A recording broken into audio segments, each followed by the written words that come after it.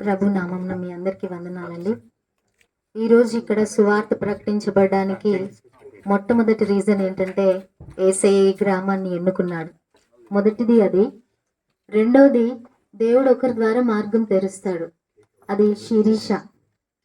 ఆమె బ్రతికున్నటువంటి రోజుల్లో నేనైతే ఎక్కువగా అమ్మాయితో కాంటాక్ట్లో లేను, కానీ ఒక్కసారి నేను వాళ్ళ ఇంటికి వెళ్ళాను వాళ్ళ పాప విషయంలో. వెళ్ళినప్పుడు ఆ అమ్మాయి నాతో పంచుకున్న సాక్ష్యం, దేవుడు అంటే చాలా ఇష్టం. ఎంత ఇష్టం అంటే ఇక ఏదేమైనా కానీ నేను దేవుణ్ణి తప్ప ఎవరిని, ఆ యేసయ్యను తప్ప నేను ఎవరిని వెంబడించను. నా స్థితి ఏదైనా సరే, నా గతి ఏదైనా సరే అని మాట్లాడింది ఆ అమ్మాయి. ఆ అమ్మాయి మాట్లాడుతున్నప్పుడు చాలా మరి తన కుటుంబం కొరకు కావచ్చు, పిల్లల కొరకు కావచ్చు, చాలా బాధపడుతూ నా యేసయ్య నాకు సహాయం చేస్తాడు. చివరి నిమిషాల్లో కూడా నాకున్న ఒక తృప్తి ఏంటంటే, చివరి నిమిషంలో ఇక చనిపోతుంది జస్ట్ 1 minute తర్వాత అనగా నేను మాట్లాడాను అమ్మాయితో. దేవుడు నాకు అవకాశం ఇచ్చాడు. ఆ అమ్మాయి చనిపోవడానికి ముందు వాక్యం చదివి వినిపించాను. ఆ వాటర్కి ప్రేయర్ చేసిన తర్వాత ఎప్పుడైతే ప్రేయర్ చేసిన వాటర్ తాగిందో అమ్మాయి చనిపోయింది.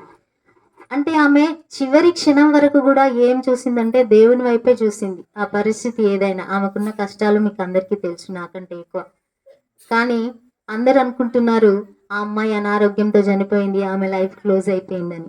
కాదు, ఇక్కడ కనబడుతుంది ఆమె చనిపోయి ఓడిపోయింది అని అనుకుంటున్నారేమో, కానీ ఆమె విషయంలో దేవుడు బయలుపరిచిన విషయం ఏంటంటే, ఆమె సమాధి కార్యక్రమం అయిపోయి ఇంటికి వచ్చిన తర్వాత మా చెల్లె స్వప్న తను అట్లా అలసిపోయి ఇట్లా పడుకున్నప్పుడు దేవుడు చూపించింది ఏంటంటే, సమాధి యుద్ధకు దేవదూతలు వచ్చి ఆ అమ్మాయిని శిరీష లేనగానే ఆమె సంతోషంగా లేచి మరి దేవుని యుద్ధకు వెళ్ళడం కల్లారా దేవుడు అక్కడ చూపించాడు.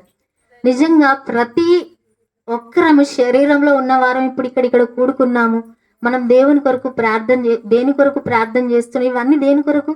ఆ ఎటర్నల్ లైఫ్, అంటే మన పరలోక రాజ్యానికి వెళ్ళడానికే కదా, ఆ శాశ్వత జీవం కొరకే కదా మనము మరి ప్రయాసపడుతున్నాం. అది ఆమె సంపాదించుకుంది. ఆమె గొప్ప విజయాన్ని పొందింది.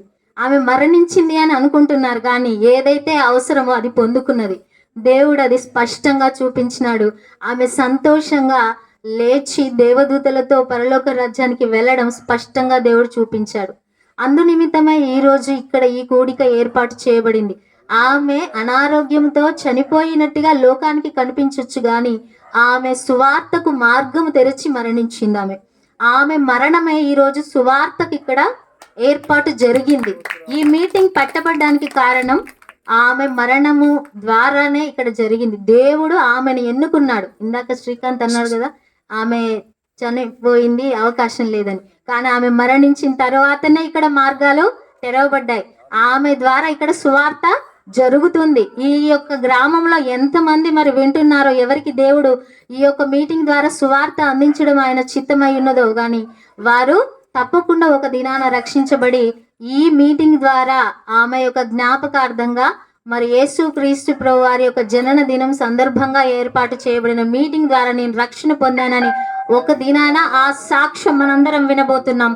దేవుడు ఆ కృప మనందరికీ అనుగ్రహిస్తాడు. ఇక్కడ పాల్గొన్న ప్రతి ఒక్కరు కూడా ఆ ఆత్మ రక్షించబడడంలో పాల్గొన్నటువంటి వారే ఆశీర్వాదం మనందరికీ ఉంటుంది.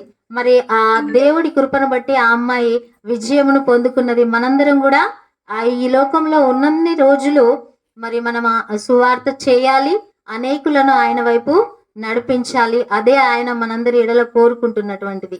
సో దేవుడు ఇచ్చిన ఈ అవకాశం, నిజంగా చెప్పాలంటే ఈ యొక్క గ్రామంలో సువార్త నిమిత్తం నేను 2022 నుంచి ప్రార్థన చేస్తున్నా. మా సంఘంలో ఉన్న వాళ్ళమందరం మేము సంవత్సరం తర్వాత దేవుడు మార్గం తెరిచాడు. ఎందువల్ల? శిరీష మరణము ద్వారా ఆమెను జ్ఞాపకం చేసుకుంటూ యేసయ్య జననము ఆయన మరణమును ఇక్కడ ప్రకటించడానికి దేవుడు ఆ అమ్మాయిని ఎన్నుకున్నాడు. అది దేవుడి యొక్క చిత్తమైనది. సో దేవుడు మాకు ఇచ్చిన ఈ గొప్ప అవకాశము అందరికీ రాదు. దేవుడు మాకు ఇచ్చాడు ఇక్కడ ఈ గ్రామంలో సువార్త ప్రకటించడానికి. దేవుడు ఇచ్చిన ఈ అవకాశాన్ని బట్టి దేవుడికి వందనాలు చెల్లిస్తూ, అవకాశం ఇచ్చినటువంటి ఈ స్థానిక సంఘ కాపరి గారికి కూడా మేము ప్రత్యేక వందనాలు చెల్లిస్తున్నాం. దేవుడు ఈ చిన్ని సాక్ష్యం దీవించును గాక.